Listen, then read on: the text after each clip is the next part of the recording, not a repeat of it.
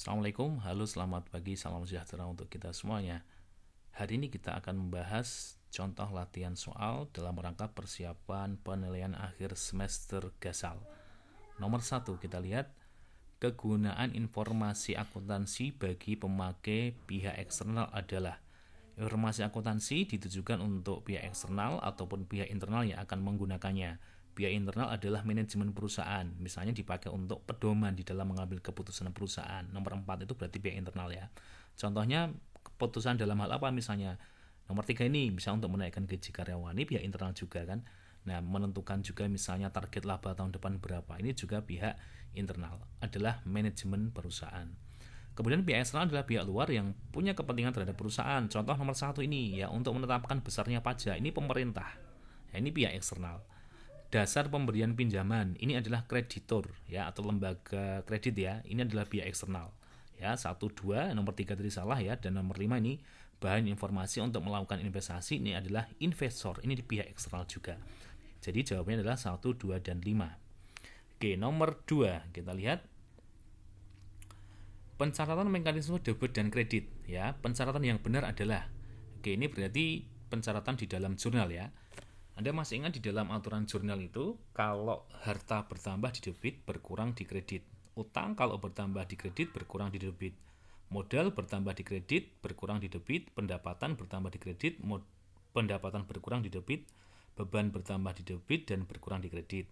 Kalau harta itu apa saja? Ini ada kas, piutang, perlengkapan, beban dibayar di muka, persediaan barang dagang masuk kategori harta ya, harta lancar.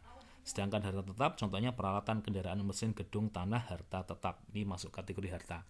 Nomor 1 coba kita cek. Dibeli perlengkapan kantor secara tunai, ini berarti harta perusahaan bertambah, yaitu perlengkapan. Harta bertambah di debit, berarti betul perlengkapan di debit. Tapi di sisi lain, karena dibeli secara tunai, berarti kas perusahaan berkurang. Kas berkurang di kredit. Kas itu kategori harta, harta berkurang di kredit, betul ya.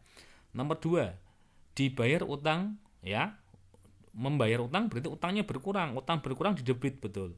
Nah, bayar utang pakai apa? Uang tunai. Uang tunai itu kas. Kas itu kan harta, harta berkurang di kredit. Berarti nomor 2 juga betul.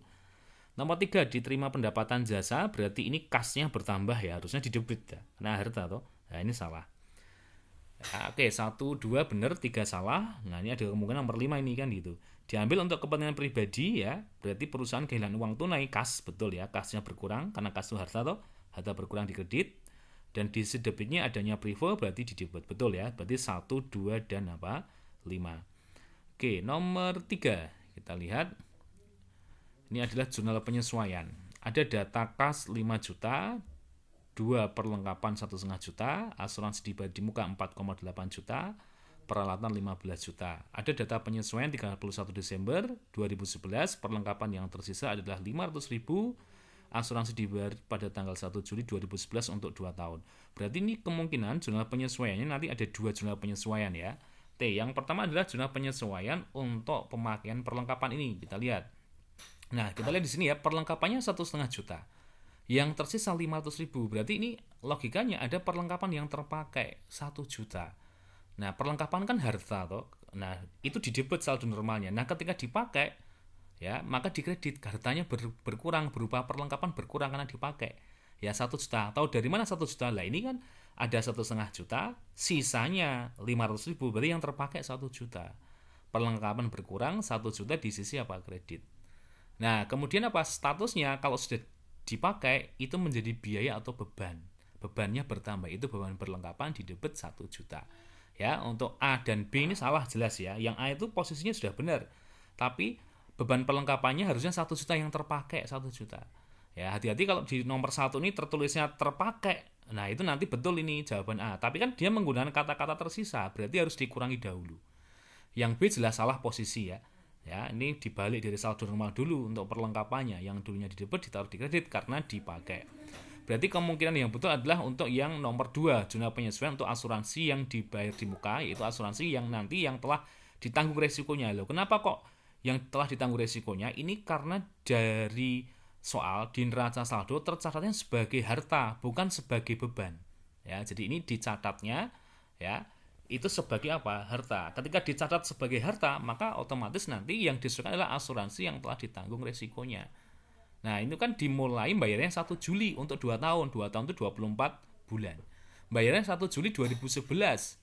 Ya, berarti 1 Juli 2011 sampai dengan 31 Desember 2011 itu adalah 6 bulan. Nah, 6 bulan ini berarti sudah ditanggung resikonya akhirnya. Karena pada awalnya kan dia membayar dulu, ketika pas bayar kan belum ada resiko yang ditanggung kan gitu. Maka dia mencarinya sebagai harta.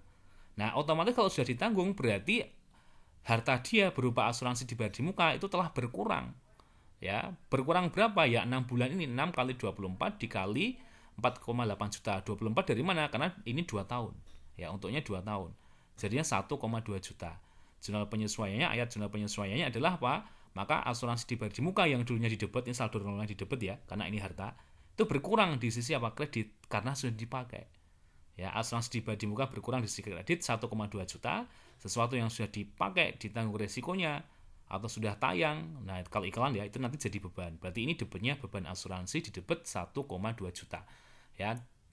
Oke, yang E jelas salah kan gitu ya. Nah, C dan D secara posisi sudah betul. Nah, cuman yang betul nilainya adalah yang 1,2 juta. Jawabannya adalah D. Oke, nomor 4 kita lihat. Oke, data berikut ya, data keuangan perusahaan. Berdasarkan data di atas ini ada besar beban perlengkapan adalah sebagai berikut. Ini berarti kamu harus pinter ini ya. Ini pakai apa caranya gitu kan? Ada modal akhir, ada modal awal, ada pendapatan, beban, privo. Oh, ini laporan perubahan modal ini pasti kan gitu ya. Nah, bagaimana kalau laporan perubahan modal itu nulisnya? Oke, laporan perubahan modal itu kalau dirumuskan adalah modal akhir perusahaan itu berasal dari modal awal ditambah pendapatan min beban min privo. Gitu ya. Nah, modal akhirnya berapa itu? Modal akhirnya adalah 32 juta berarti ini kan gitu. Ya, modal awalnya 18,5 juta berarti ini kan gitu. Nah, pendapatannya yang satu saja yaitu 27 juta gitu.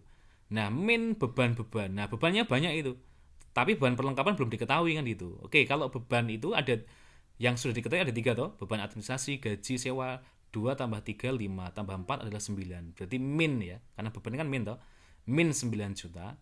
Nah, min lagi beban perlengkapan karena yang dicari kan gitu. Dikurangi prive. Ya, privenya adalah 2 juta. Ya, prive-nya adalah 2 juta. Oke, kita sederhanakan lagi, berarti 32 juta ini menjadi 34,5 juta.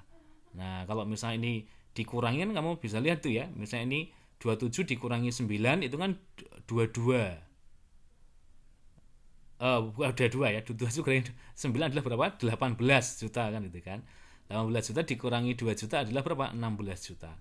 Ya, 16 juta ditambah 18,5 juta adalah 34,5 juta toh. Nah, dikurangi X. Kayak begitu ya. Nah, X-nya dipindah ruas kan gitu kan. Jadi X sama dengan 34,5 dikurangi 32 juta. X adalah berapa? 2,5 juta. Jawabannya adalah apa? D. Ya.